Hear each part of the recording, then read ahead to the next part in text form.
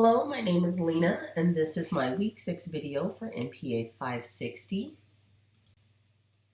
In overview, I will provide a little information about my program, some details about my program evaluation, and the design methods that I have selected. My program is titled the Free Naloxone Distribution Program by Sonoran Prevention Works. Program workers distribute naloxone kits directly to drug users in the community at various outreach events like local parks, churches, soup kitchens, things like that. The purpose of the program is to decrease opioid-related fatalities in Arizona.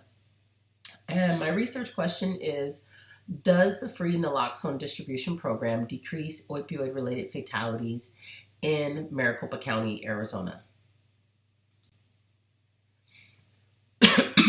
So my program evaluation will be quantitative since I'm trying to find a direct correlation between my chosen program and opioid-related fatalities.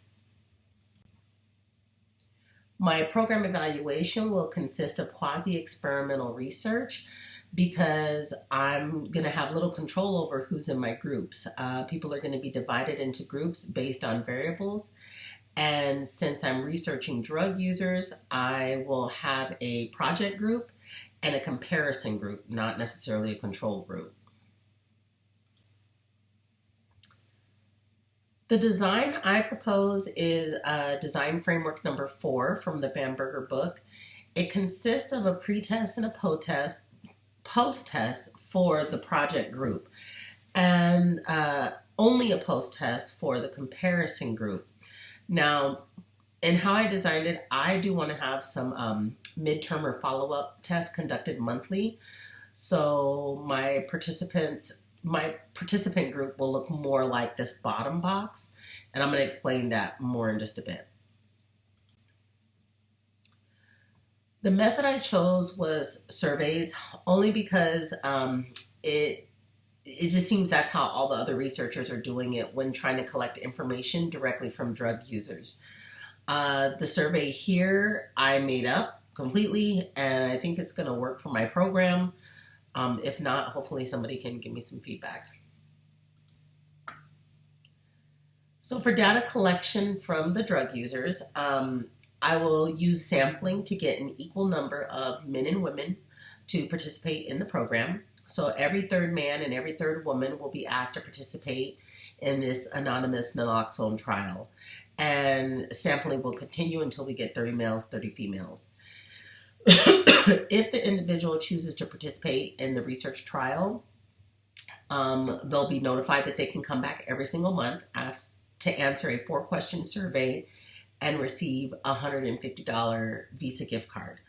On the 6th month, which will be the end of the trial, on the 6th month, there will be a different 4-question survey, still anonymous and worth $500, making it a grand total of $1,250 that the participants can get for participating in the trial.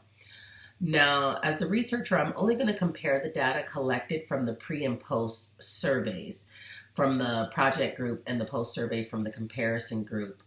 And that's going to consist of drug users in a different county of similar demographics that, that county is not distributing free naloxone. And the comparison group should also be 30 males and 30 females, chosen at random, and they will be provided with a $150 gift card for answering the 4-question survey, just the post survey.